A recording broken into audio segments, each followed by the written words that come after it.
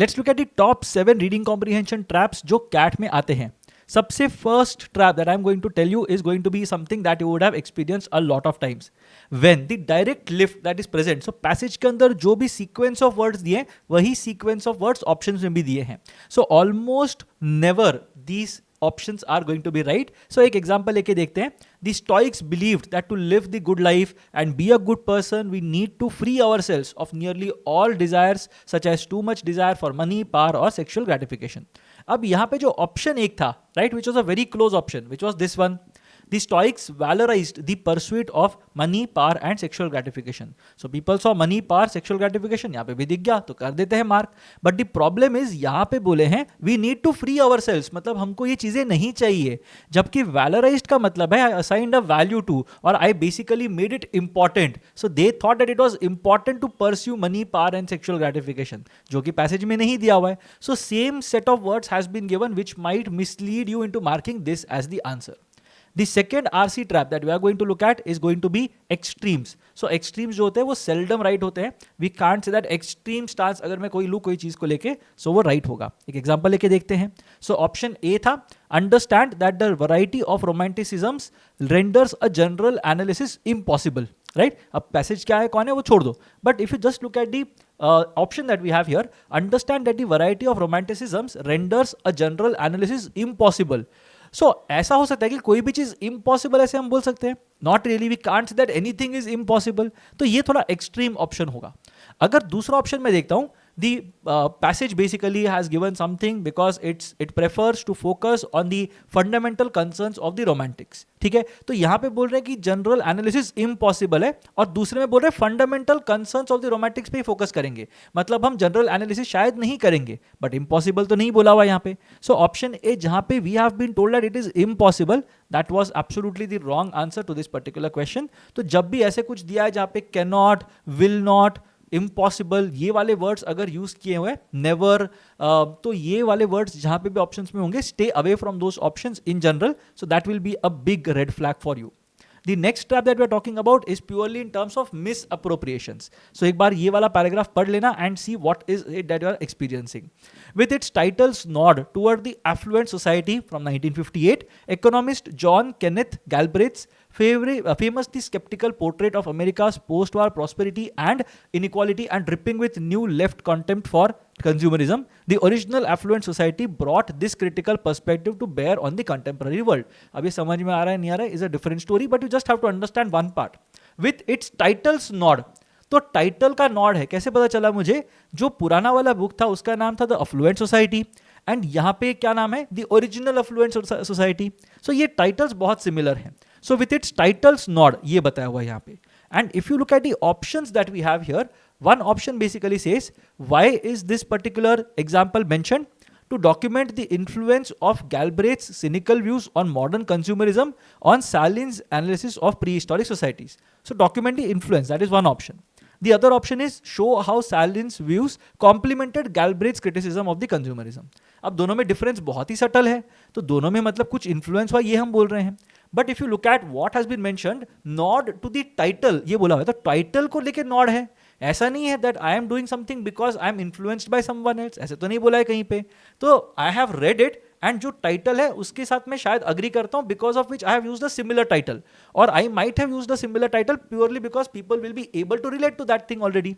तो यहाँ पे document influence of Galbraith cynical views, तो क्या मैं वहां से इन्फ्लुएंस होकर मैंने अपना बुक लिखा है, या फिर मेरे व्यूज और गैल्ब्रेथ के व्यूज कॉम्प्लीमेंट करते हैं? Which one is a better option?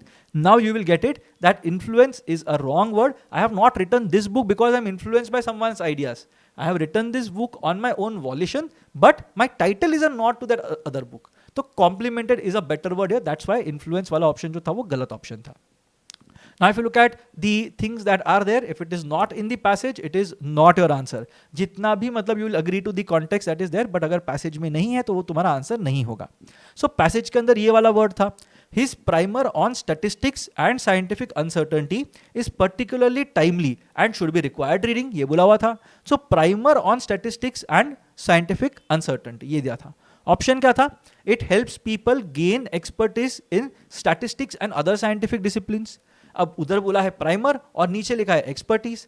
Primer क्या होता है, देखा हो ना पेंटिंग वगैरह के कॉन्टेक्स्ट में देखा होगा, पहले प्राइमर लगाते हैं। So that is the first thing, basics 101 जो हम बोलते हैं, that is what we are talking about. Required reading होना चाहिए, agree, but does it help people gain expertise in statistics? Not really. तो स्टैटिस्टिक्स एंड साइंटिफिक डिसिप्लिन्स, ये सारी चीजें पैसेज में लिखी हुई थी, but that option spoke about helps people gain expertise in statistics and other scientific disciplines. So primer वाला part था, लोगों ने मिस कर दिया। पैसेज में अगर दिया नहीं है कि एडवांस रीडिंग के लिए this will work, we can not assume that we will be able to use this for advanced reading as well. That's why this option was the wrong option. The next trap is जब अपने को title पूछा होता है या main idea पूछा होता है, सो टॉपिक का नाम अगर नहीं दिया है, it will not be the right answer. There was a very interesting passage on the undead in one of the CAT years, I think 2019 या 2020 होगा। तो वहां पे 4 ऑप्शंस दिए थे कि यहाँ पे क्या एग्जैक्टली पैसेज का मेन उसका जो पॉइंट है वो क्या है। The passage discusses the evolution of theories of the undead from the primitive thinking to the age of enlightenment. All right. The passage describes the failure of human beings to fully comprehend their environment. The writer discusses the transition from primitive thinking to the age of enlightenment. And the fourth option is this. The writer describes the ways in which the undead come to be associated with the shamans and the practice of magic. अब यहाँ पे पूरा passage है undeads के ऊपर. Although option 2 is right. Option 2 गलत नहीं है. Describes the failure of human beings. So my first red flag is failure. Failure हो गया क्या पूरा का पूरा? Not really. थोड़ा inadequacy है, मैं समझ सकता हूँ, और failure कैसे हो सकता है, राइट? बट ठीक है, चलो, failure of human beings to fully comprehend their environment, पूरा comprehend नहीं कर सकते, agree. बट undead कहाँ पे है? ये तो जेनरिक चीज होगा ना. अब इसके अंदर we are talking about natural phenomena, we are talking about physics, we are talking about biology, we are talking about the undead. जब पैसेज अनडेड के बारे में है तो मैं एक स्टेप पीछे क्यों जा रहा हूँ? So that's why option 2 is not my right answer. अगर मैं ऑप्शन 3 देखता हूँ, The writer discusses the transition from primitive thinking to age of enlightenment, but undead कहाँ पे? Undead तो दिया ही नहीं यहाँ पे. So again we are not writing the main point of the passage here, so definitely this is not going to be our answer. तो बचा 1 और 4. अब इन दोनों के बीच में एक आंसर आएगा, that you have to understand, and of course if you read the passage you will be able to get the answer as well. The passage discusses the evolution of theories from primitive thinking, मतलब बहुत पहले से लेके as of enlightenment तक हम सारा का सारा जर्नी कवर कर रहे हैं इन टर्म्स ऑफ कैसे लोग अनडेड को परसीव करते थे. एंड लास्ट वाला बोल रहा है undead came to be associated with shamans and the practice of magic. So यहाँ पे also you have to understand this thing that shamans and the practice of magic is a very specific moment, जबकि passage अगर पहले से लेके last तक लेके जा रहा है, so that should be our answer. So B very careful about these things. अब कभी कभी बहुत ज्यादा कॉम्प्लिकेटेड क्वेश्चन स्टेम्स आते हैं, तो you have to be very careful about it. तो यहाँ पे if you look at this question, which one of the following if true would make the reviewers choice of the pronoun who for Gaia inappropriate. तो अगर true हुआ तो वो inappropriate करेगा, right? Now this is kind of a difficult thing to follow, specially जब हम बैठे हैं एक एग्जाम के अंदर एंड वहाँ पे we are very scared about the test in general. ये अगर फर्स्ट सेक्शन है, फर्स्ट पैसेज अगर हम ये देख रहे हैं, it's very difficult to understand. So if true then it will make inappropriate. तो यहाँ पे you need not think a lot about it. 2 तरीके हैं इसको करने के, या तो ऑप्शंस देख लो, अगर 4 में से 3 ऑप्शंस पैसेज के अंदर हैं, then chances are very high that what you are trying to understand here is outside of the passage. या फिर अगर 3 चीजें अप्रोप्रिएट करती हैं तो एक चीज जो नहीं अप्रोप्रिएट करती है, that should be your answer. So in this kind of questions one thing you can do is you can go for the odd one out. इसको ऑड वन आउट जैसे देखो तो वहां पे इजी बनेगा. The second thing you do is you simply let go of the question. पूरा इसमें दिमाग लगाने की जरूरत नहीं है अगर बहुत कॉम्प्लिकेटेड लग रहा है तो. And the last step that we are looking at is analogies जो होते हैं ना, वो लेटर एंड स्पिरिट में ठीक होने चाहिए. सिर्फ वैसे का वैसे लिटरल मीनिंग दिया है तो it may not be the answer. अगर वो मेटाफर है तो मेटाफर की तरह उसको ट्रीट करो. तो यहाँ पे एक पैसेज आया था, दिस वाज 2017 और 2018 I believe. The author describes perfume clouds in the department stores in order to do what. तो perfume clouds in department stores की बात की है. ऑप्शंस देख लेते हैं. Evoke memories by painting a picture of malls, describe the smells and sight of malls, emphasize that all the brands were available under one roof, and last is show that malls smelled good because of the various stores and food court. अब यहाँ पे perfume clouds की बात अगर मैं कर रहा हूं तो perfume clouds need not mean the actual smells that you are getting, right? तो जो भी मतलब फ्रेग्रेंसेस होंगे उसकी बात तो मैं नहीं कर रहा हूं यहाँ पे. तो यहाँ पे evoke memories by painting a picture of malls, हाँ perfume clouds in the department stores, मतलब ठीक है तुम इमेजिन करोगे ना कि अच्छा डिपार्टमेंट स्टोर्स के अंदर ऐसे परफ्यूम के क्लाउड्स बनते थे कि ये कैटेगरी के अंदर ऐसे अपने को कुछ फ्रेग्रेंस आएगा and so on and so fourth.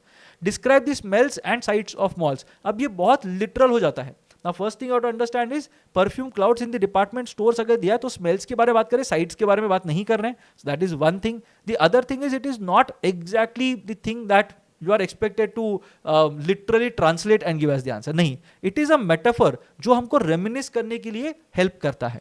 Third thing, emphasize that all the brands were available under one roof.